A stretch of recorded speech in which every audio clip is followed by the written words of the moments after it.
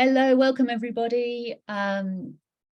We've got myself and Helen here today, and we're just going to speak to you a little bit about the conversational element of the conscious parenting program.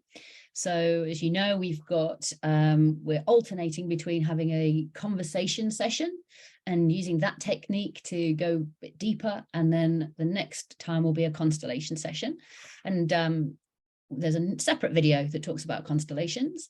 So today we're going to focus on conversations. So Helen, you're going to be leading the conversation part of our program. So yeah, just give us a bit of an insight into how group conversation can help, especially the parents that are going to be joining us on our program. Yeah, cool. Thank you, Pip. So there's kind of two aspects to me which are important with the conversations aspect.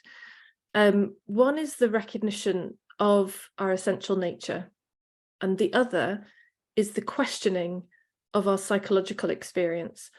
And those two aspects go beautifully together to help us feel the wholeness that we are, to help us feel the groundedness that we are, to help us feel the presence that we are. Because the only thing that takes us out of that feeling of presence and groundedness is the belief of the psychological as true. And so the more we question the psychological, the more that falls apart, because it can't stand up to any kind of scrutiny. And what we're left with is our presence. But equally, if we come in from the other angle into understanding our essential nature, we find the presence as well. So it's like whichever direction we go, we end up back in our grounded presence that we already are. And that space is the space of transformation, the space of change, the space of clarity, the space of the right thing to do for this person in this moment. If people haven't already watched the constellations video, if you watch that one, you'll hear Pip saying similar things. We're really pointing to the same place in both of these approaches, that there's an intelligence to that space of presence. There's a wisdom to that field, as Pip talks about it within constellations. That's the space which we all really want to be hanging out in and as, because that's where all the battles fall away. That's where all the clarity is found. Everything that we're looking for is found in that space of who we are. So that's really the purpose of these conversations, is to, I'm imagining it's going to include both of these aspects. So we might sometimes drop into purposefully and intentionally a guided, almost meditative experience of feeling that space of presence and really recognizing that.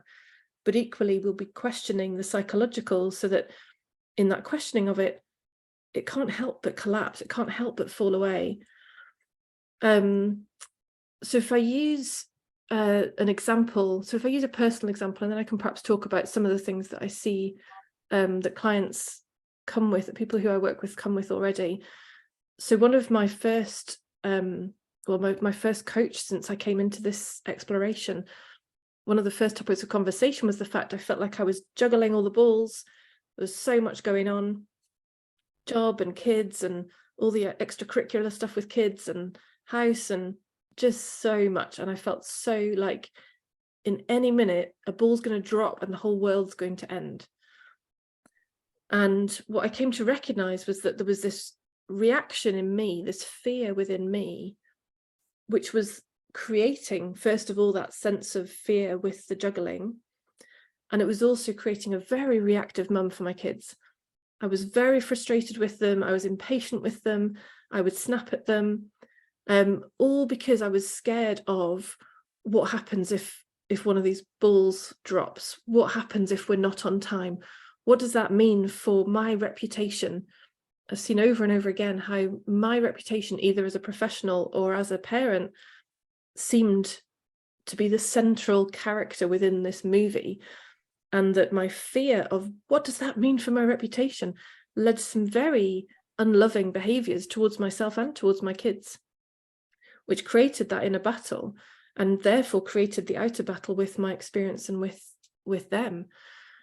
And so with not very much questioning, it was very easy to see that this idea of reputation, which it always is, it's only ever an idea, holding on to it as though it was a fixed, definite thing that had substance in the world was purely guaranteeing my suffering.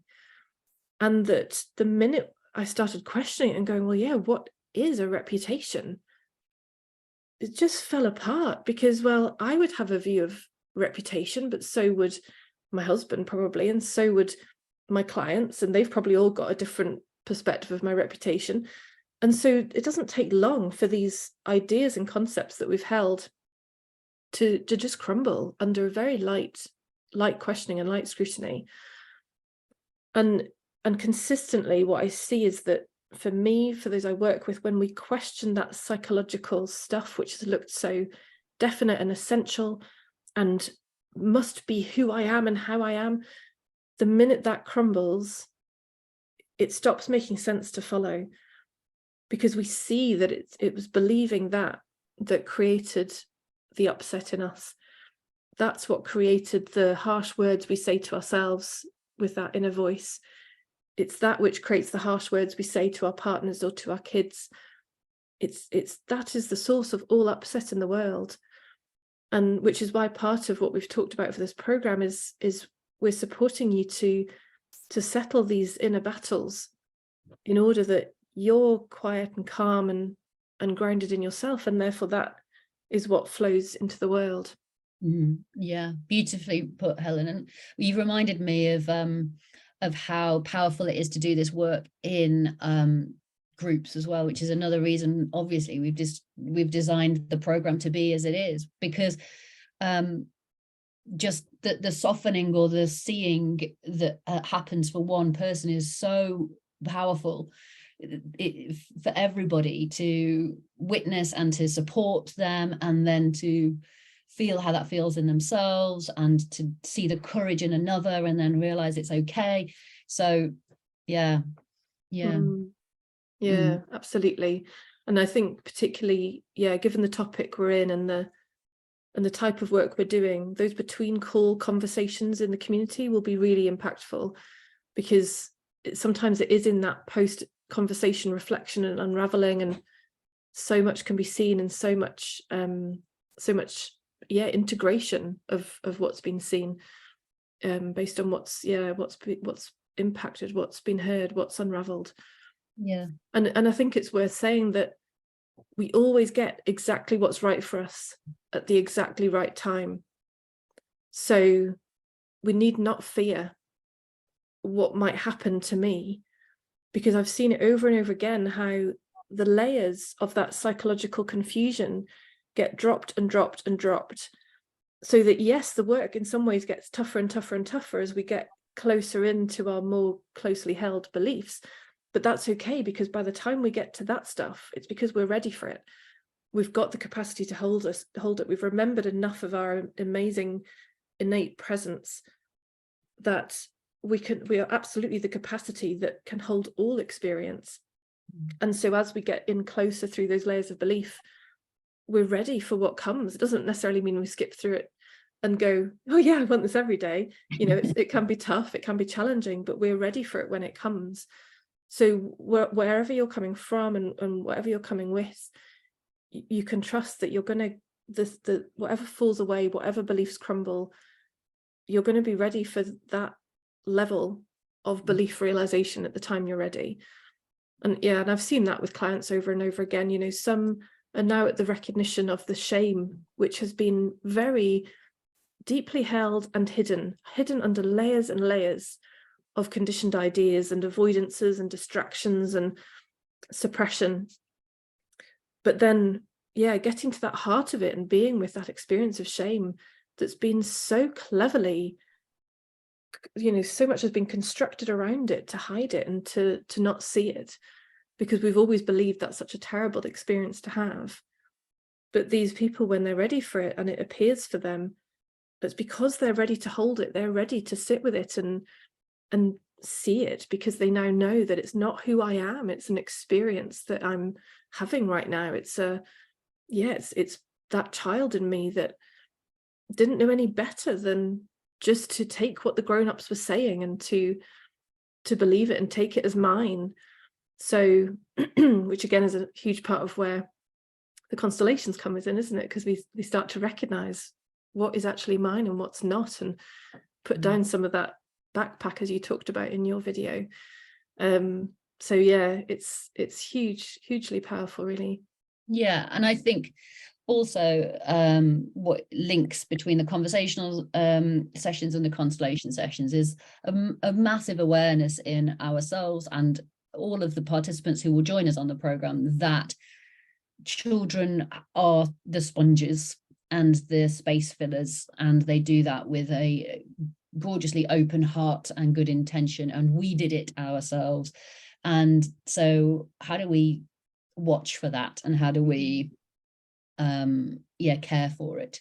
Do you like to talk a little bit, Helen, about what happens on the other side? You were just talking about the clients that you work with, where there's this awareness and there's the release, and what difference do the conversational elements of the program make? What do you see happening with your clients?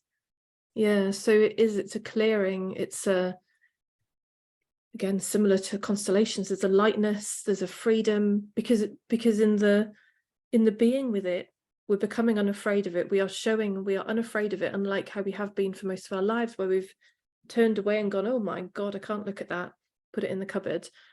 In showing that we're unafraid of it, it's returning that sense of wholeness, because for all the time that we've been trying to shut it away, it's like we've been trying to separate bits of this experience into separate buckets, and this experience is not separate. This is wholeness already.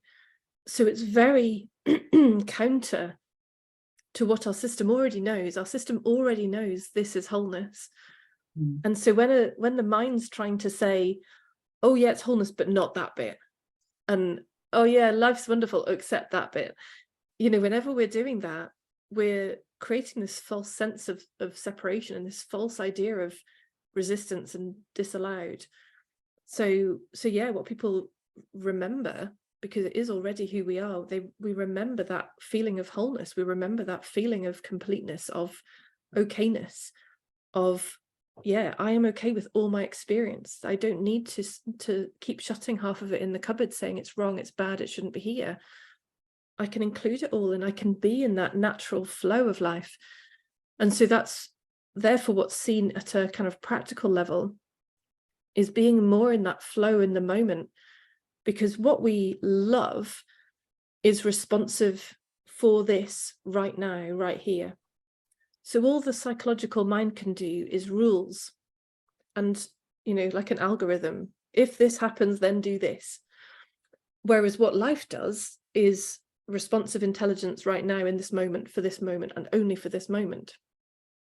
So if I take an example with a client who didn't have a fun upbringing with her mum, and essentially felt dismissed, belittled, made to feel small and wrong for her experience, wrong for being a girl, all sorts of subtle and not so subtle ways of not feeling loved, essentially, not feeling included, not feeling that she belonged.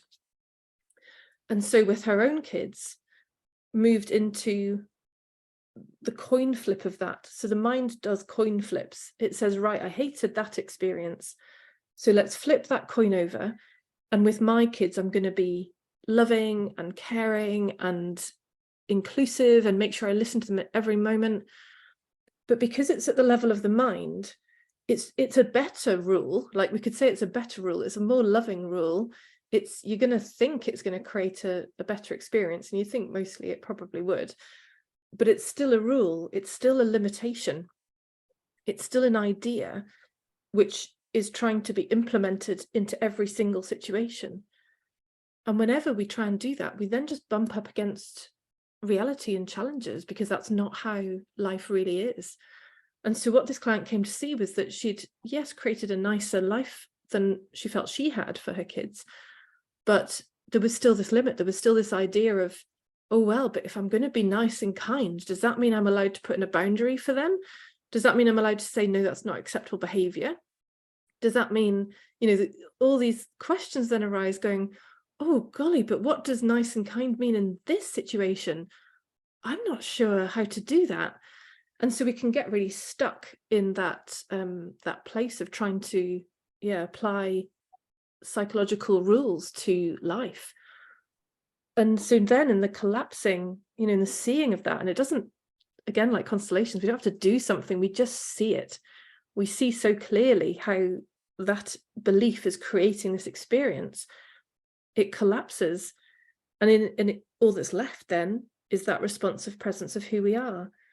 And that responsive presence is perfectly capable. It is love, it is unconditional love already. And it is perfectly capable of in this moment saying, this is amazing, I love what you're doing, keep doing it. And in the next moment, it's able to say, no, that's not okay, I don't like that. Or, yeah, today I can give you all my attention, and you know what, tomorrow I've got to do this, and so I'm not going to be as available for you. It's like that, back to that wholeness theme again. It's all healthily included because that's already how it is. So really, it's, yeah, very much about coming back into alignment with who we are, how our experience is, how we love it to be, because we love that feeling of meeting life as it is, connecting with it as it is, being in the flow of it as it is. And yeah, got loads of lessons along the way, no doubt, but that's all part of it too, you know, that's included too. Yeah, the your example there reminded me of this coin flipping thing that I know you've helped me identify as well. And what I understand and really, you know, live through probably many times a week is that when you decide you flip the coin and you're going to have that as your rule, inevitably sometimes things happen and the coin flips and you end up in the place of being the parent, carer, adult that you really don't want to be because you thought you'd flipped the coin. And sometimes the pain of that, the fear, the terror, which links a lot to constellation work, where you end up saying something or behaving in a way that actually has been inherited from the past and you weren't able to keep the lid on it, and you said those words that sound like your mom, and that can spiral for people into kind of a disaster scenario where, oh my God, if I showed that side of myself, maybe the lid isn't on secure enough, and that might mean that everything's going to tumble down. So yeah, it really reminded me of how both of those sides of if you're in the kind of coin flipping scenario are equally as challenging as each other. Yeah, if I just share a little bit of my own experience on conversation, and I think it's right that we call it conversation because it describes what it is, but it also is so much more than that. I think there's a lovely quote, there's a little poem, 2-line poem from Robert Frost, which is called "The Secret Sits," and this for me sums up the power of a conversation group. The poem is, "We dance around in a ring and suppose the secret sits in the middle and knows." And that's how these conversation sessions feel to me. It's like when you sit on the edge as an individual, you think that you can suppose and you can make up ideas, and that's all essential parts of kind of being human and surviving. But when we come together and we know that there's something that is between us all in the middle, that's this kind of secret that is there for us to just take. But it's just such a powerful process to hear from others, and to just trust that everybody is there that needs to be there, that everything is being shared for a bigger resonance than the individual's understanding. And that the words that have been shared and that are stirring something in you is part of the process, and it might be part of your process or part of the group's process, and it doesn't matter. It's just all in flow.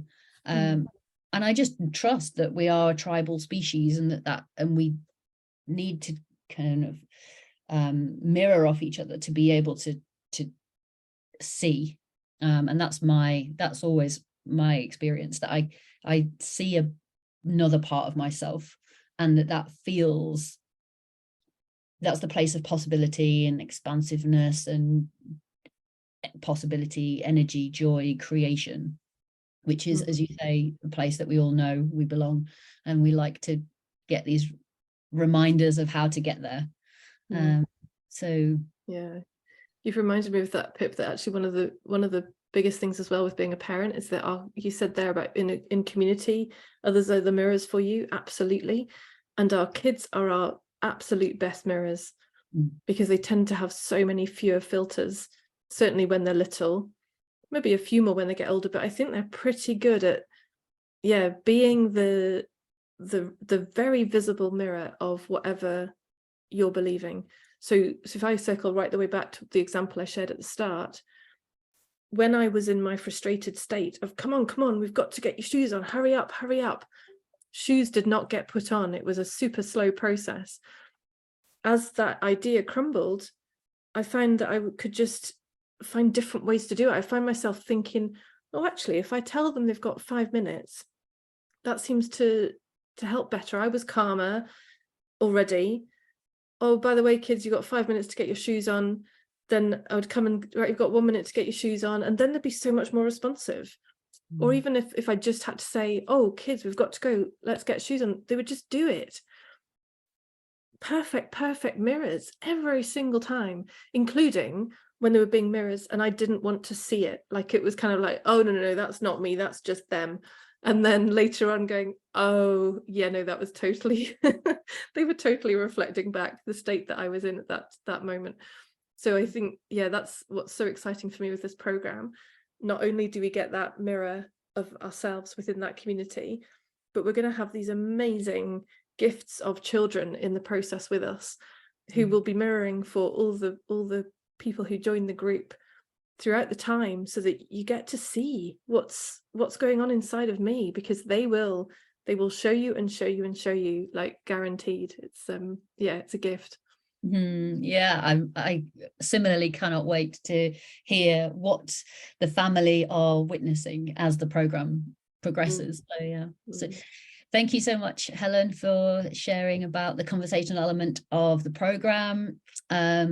If anybody wants to get in touch with Helen to hear more about how we hold those conversation sessions, or myself about the constellation element, all of our details will be posted with this video, so you can reach out in whatever way is easiest. And we'd love to speak to you. Fabulous. Thank you very much.